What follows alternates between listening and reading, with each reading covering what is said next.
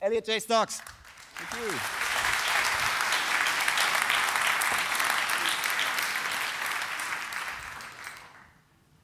Man, I have to follow that. What an asshole. Love you too. Man, well, it's a good job I got beer. Who's drinking beer? Yeah. It's what? It's gone 5 o'clock. Usually this is about the third one by now. We have meetings at Typekit every morning, Pacific time, which is 10 a.m. But Bristol time in the UK, it's just gone 6 o'clock in the evening. So I'm usually on beer when they're waking up in the morning. But don't tell them that. Wow. Well, anyway, what an incredible couple of days it's been, eh? Pretty amazing. Everyone had a good time?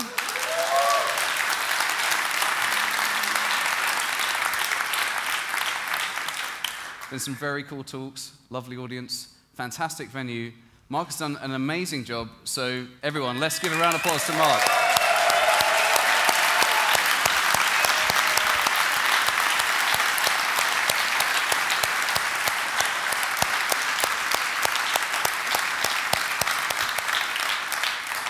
Seriously good job, seriously good job.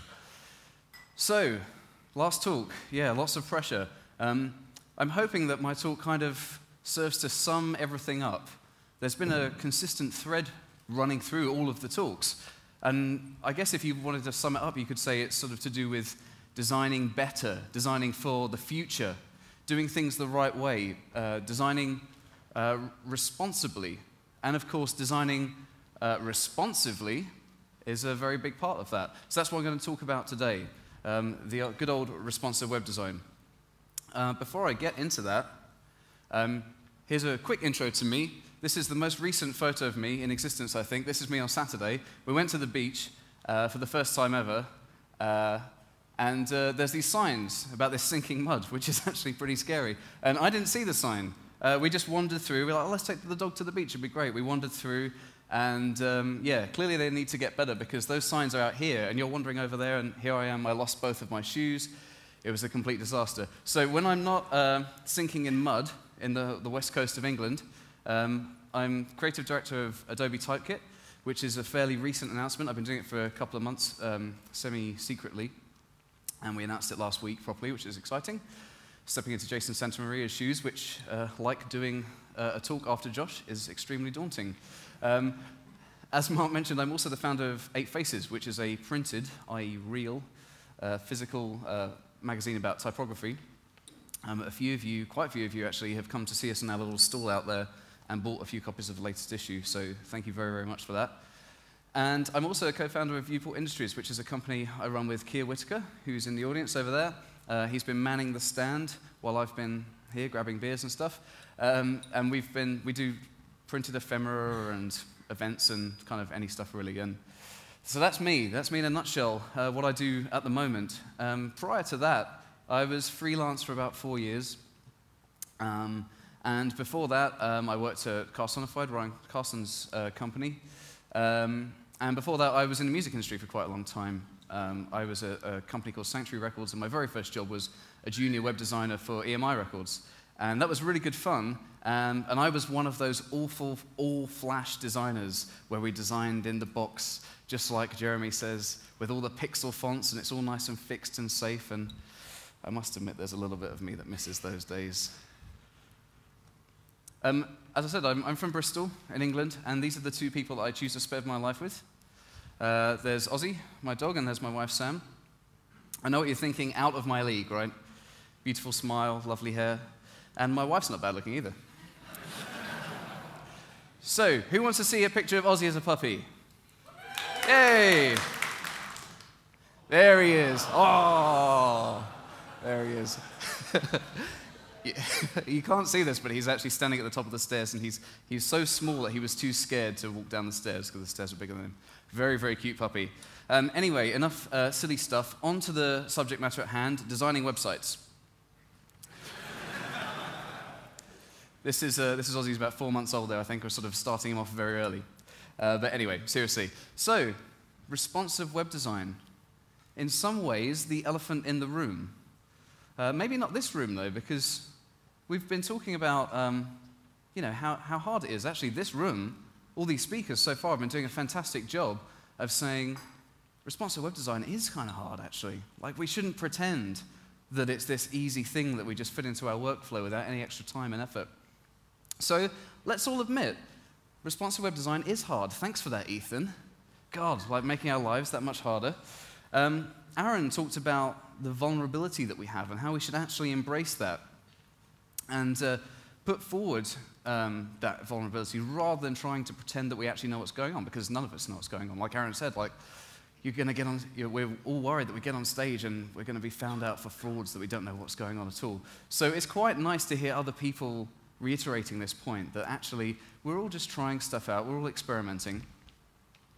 At a conference put together by Jeremy, a Responsive Day Out in Brighton, Sarah Parmenter did a good talk about just talking about her own struggles with responsive web design and being very, very honest, very, very open about how it's caused her to change her entire workflow, to change her process, to change her way of thinking, and to try and get around the fact that it can often make projects last longer, cost more for our clients, make life harder for our colleagues. And so I think it's good that we're honest about this. But my personal belief is that although responsive web design is hard, we must admit that, I would say, well, it can be hard. I think there's an important distinction to make. That over time, we can reduce that friction. And I would go one step further to say responsive web design can be hard at the beginning. So when you have those initial hurdles, when you're thinking, oh, I've got to design all these different versions of this website, and I've got to do all this extra stuff and this extra testing, and I've got to go into the browser sooner than I wanted to, and all this kind of thing. Yes, at the beginning, it is absolutely harder, but I believe that over time, once we absorb it into our workflow, once we rethink the way that we do things, responsive web design doesn't have to be this obstacle that many people view it as. So, as I said, not every speaker has spoken about responsive web design at all, but it's a current that's kind of flowed through lots of the talks. It's obviously kind of the big thing at the moment. So, quick show of hands, it's a little bit dark here. So who would say they practice responsive web design? You know, you're all up for it and you're doing, wow, this is a good number. Okay, so put your hands up if you haven't yet gone on board. Don't be shy, we're all there once. That's cool, that's cool. A small number of people, which I think is probably the best percentage that we could hope for in a conference like this.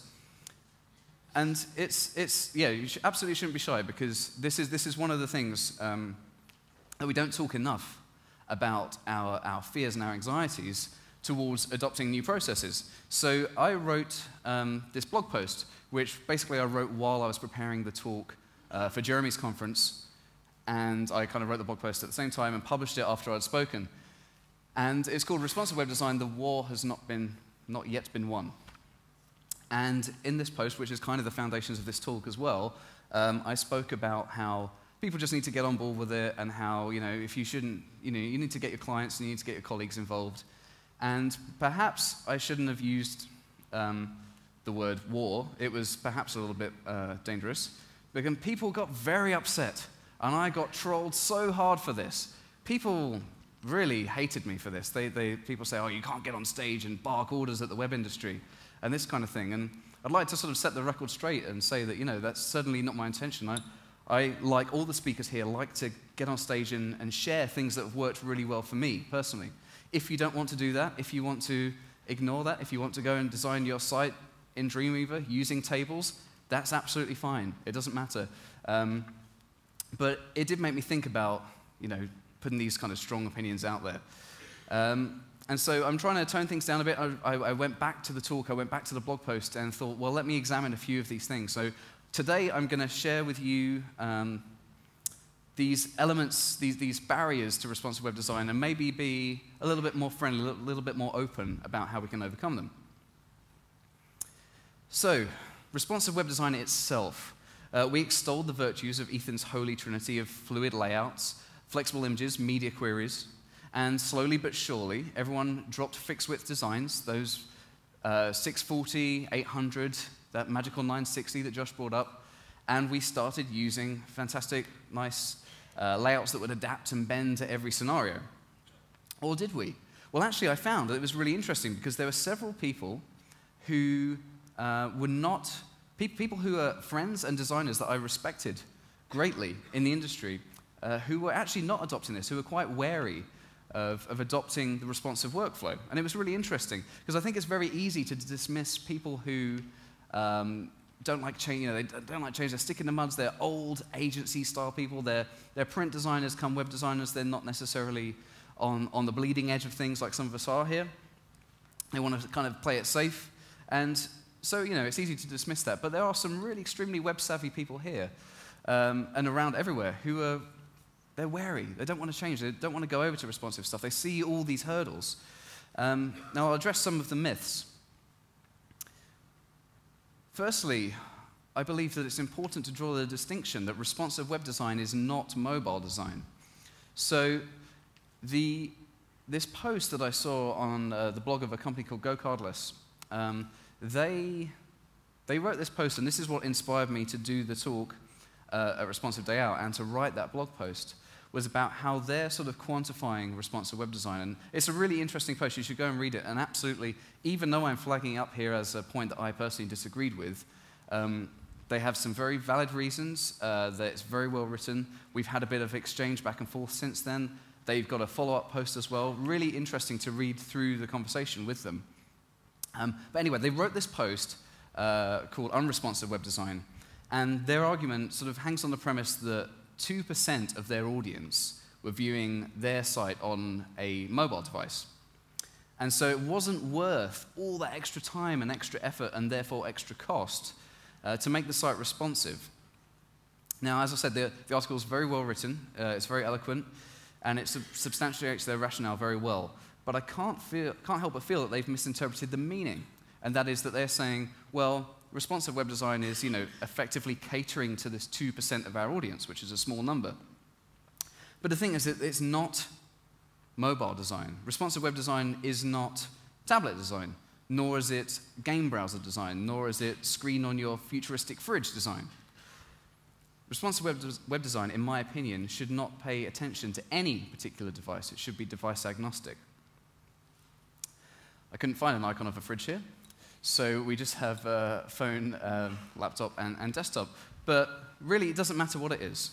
So Anna Debenham, who Brad mentioned earlier, does some really great talks about game consoles and the browsers that they contain within them. And that's really interesting because if you read stuff that she's written or look at some of her talks that exist online, you'll realize that we're still doing loads of things wrong, that some of these browsers are pretty archaic, that they're dealing with dimensions that we're totally not used to, that saying, 480, 720, and all of these kind of proprietary device-specific dimensions don't really come into it.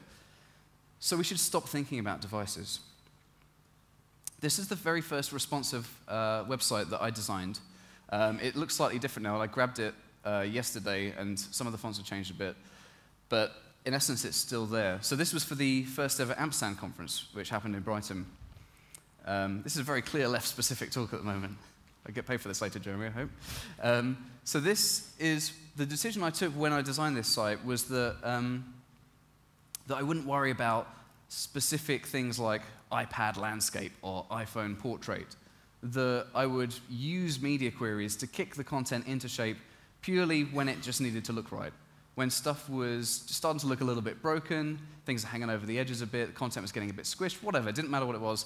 The important thing was changing things, introducing media queries when the content felt right, when it felt right to do so. And doing this, ignoring device-specific dimensions, makes our sites more future-proof. So the stuff that Brad showed, where you have using ish to toggle between small, medium, and large modes, is exactly how we should be approaching media queries, whether or not we're using an exact tool like that, or just thinking in that way. I believe, personally, that that is a better, more effective, more future-proof way of designing websites. So, back to this thing about responsive web design being hard, at least at the beginning. Perhaps the biggest obstacle preventing people from getting behind the concept is that it does take more time and that time equals money.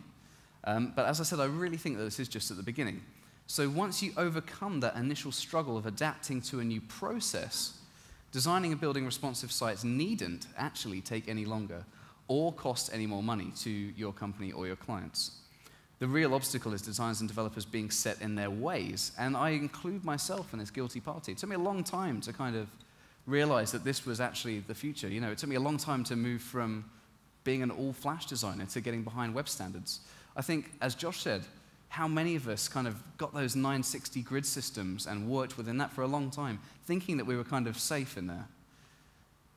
I think we're all guilty of that, and we should admit and not be ashamed to say that we were doing things in a different way then, and actually, you know, we've seen the light as well, we've moved on. As I said, it's just like moving from table-based layouts to CSS.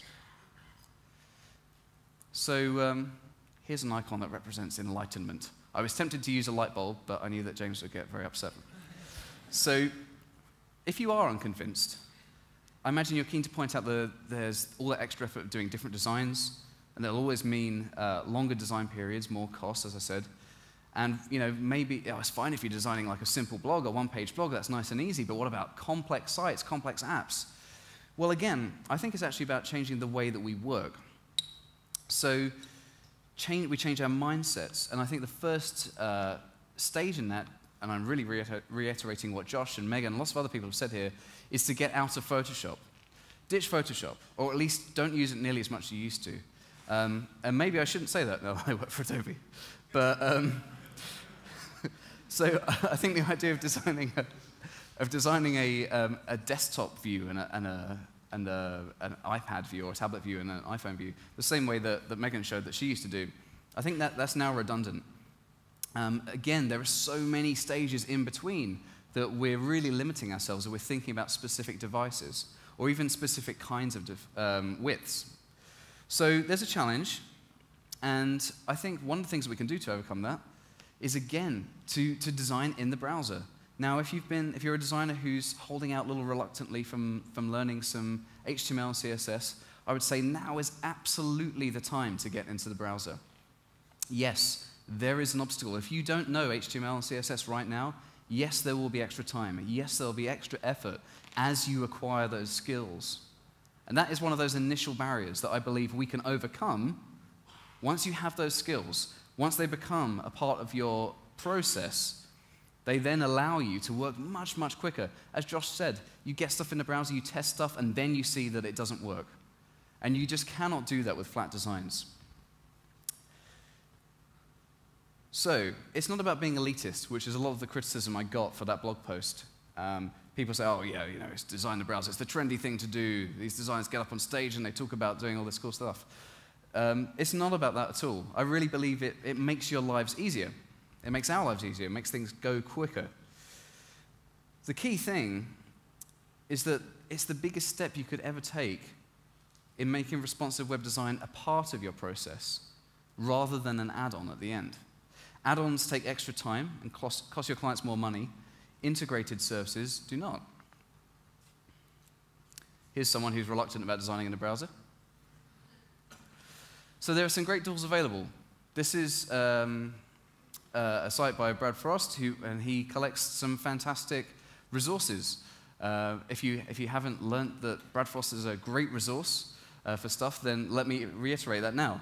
So check this out, because he's collecting all sorts of patterns and resources for responsive design. So if you're struggling, or you just need a little bit of inspiration, or you just feel that you need to speed up your process a bit, go and have a look at this. I did this thing called the 1,000-pixel grid. It's nothing special. In fact, it's very, very lo-fi. I think Brad was kind enough to link to it on that site. What it is, essentially, is an extremely simple grid. Now, I'm not advocating for a moment that we all go and start saying, right, well, a 1,000-pixel grid is where it's at. It's not about 960, it's about 1,000.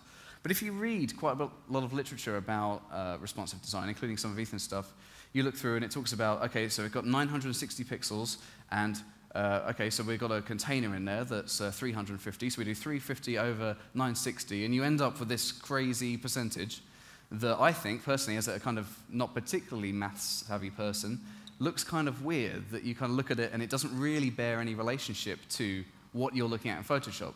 When you kind of do a little selection tool, when you measure the widths you're dealing with, then you get this weird percentage, and yeah, it's crazy. So what I did was build this tool, just round it up. 1,000 is a nice round number, lots of zeros, and then you divide stuff up there. So you've got a 150 pixel column. Okay, well, 150 pixels out of 1,000 is 15%. No dot, nice and easy. You've got 2 columns, 320 pixels out of 1,000 pixels. Well, that's 32%. Straight away, without really having to do any maths, you instantly get those percentages that you need to use. You don't have to work anything else out.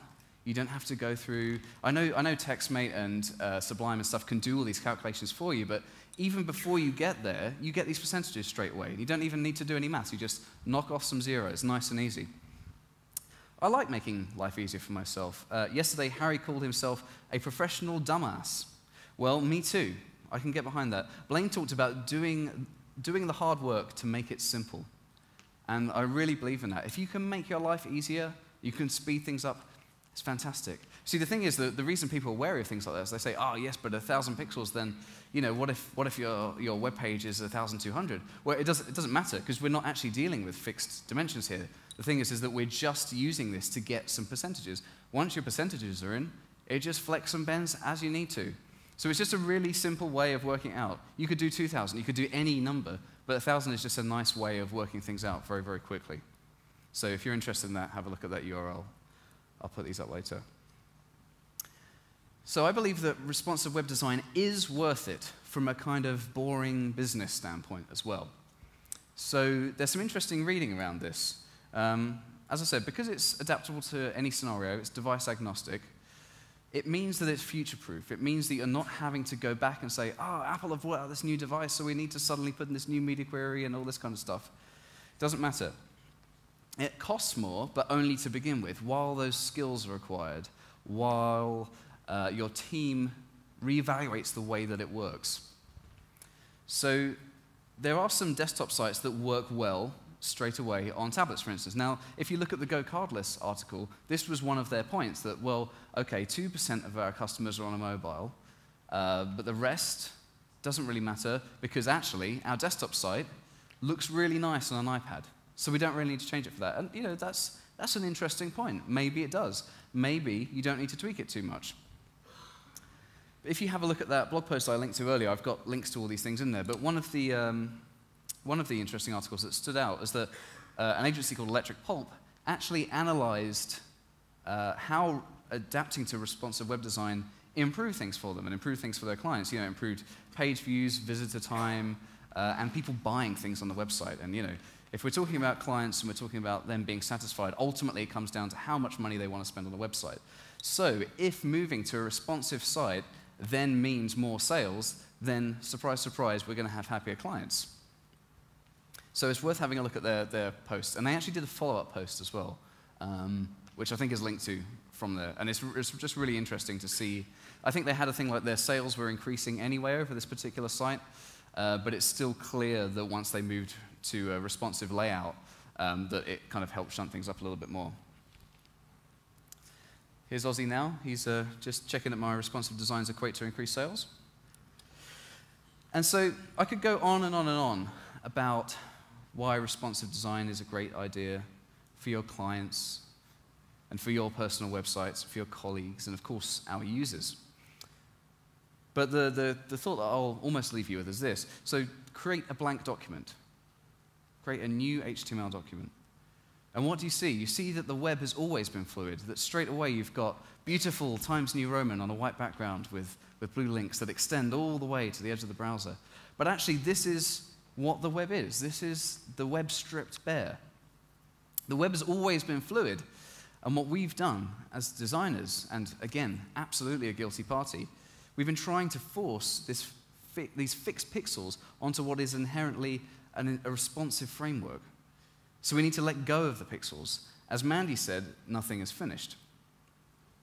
Here's a tweet I put out a few weeks ago. I was at my wife's parents' on a Sunday, just working away on whatever it was, a personal site or something for Viewport. And I was just bashing away at things. And I hope this is not too self-indulgent or a bit too meta, to quote oneself. But this tweet seemed to ring true with a few people. So I just basically said, this is how I do responsive web design, and the crazy percentages required to line things up. I throw numbers into the CSS file until it looks right, and that is absolutely honest.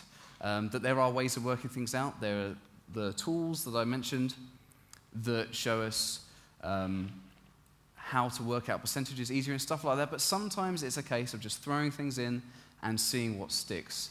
And again, to come back to the point, I don't think we should be afraid to admit that. That I know a whole bunch of people who retweeted this and replied to it are, big name designers and people who are regulars on the speaker circuit, and everyone does this. Everyone has a way of just experimenting and throwing things at it and seeing what sticks and making things up as we go along. And we shouldn't be afraid to admit that, because everything is always changing. So again, responsive web design can be hard at the beginning. Now, if you've yet to get on board with responsive web design, remember that we're all experimenting to see how it works. Failure is good. And although there are some initial hurdles, they are initial hurdles. After you've got over them, it can be easier than you think. And of course, if you're already an advocate of responsive web design, spread the word to your colleagues and your clients and your friends. So, to try and wrap things up, it's all about content, essentially. So design on the web very rarely exists for its own sake. Almost all of the time, its function is to serve as a presentational layer for content. As Aaron said, it's not art, because art exists for the sake of the artist. What we do exists for the sake of the user. Now, the better we present that layer, and I'm not saying that design, of course, is not just a layer of gloss over the top, but obviously a presentational layer is a very large part of it. The better we present that, the easier we make the content to access, and the more important role we therefore play as designers. So as Megan said, give users the easiest access to the best content. Kate said that the tone is about making users feel better, and responsive web design can play an important part in setting that tone, of course. And remember, we're not just designers. We're designers of the future. Now, Jeff Veen came to visit me the other day in the West Country, my new boss, and I was driving along and I was saying, a little bit nervous about this talk. It's the closing talk. Maybe it needs something a little bit more motivational. And he said, just tell them that they're designing for the future. And I sort of laughed or whatever and kind of shrugged it off. But then he was like, no, seriously. And I thought about this. And it's absolutely true. Responsive web design is about enabling content to be accessible now, but it's also about enabling it to be accessible in the future, a future that we can't control. We can't plan for every eventuality. We can't know exactly how content will be consumed in any future scenario, on which device, or what screen width, or via what kind of connection. But designing responsively allows us some freedom to deal with some of those unknown future events. Now, I agree with Jeremy about the web's power to empower everybody, the average Joe, to make them a publisher. And if our role as designers is to craft a kind of framework for anyone to become a publisher, for the average Joe to publish content, I think it's our responsibility to make that content as accessible as possible. Designing responsively is one of the most important parts of that equation. And as Jeremy said, we are preserving knowledge. I think this is extremely important. So designing responsibly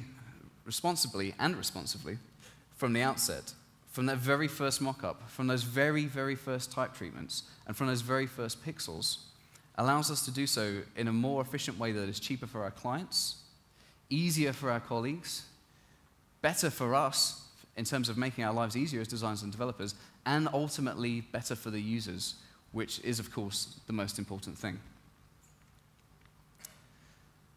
That is the thought I'd like to leave you with. I've gone through this really quickly, but thank you very much. Let's have a beer.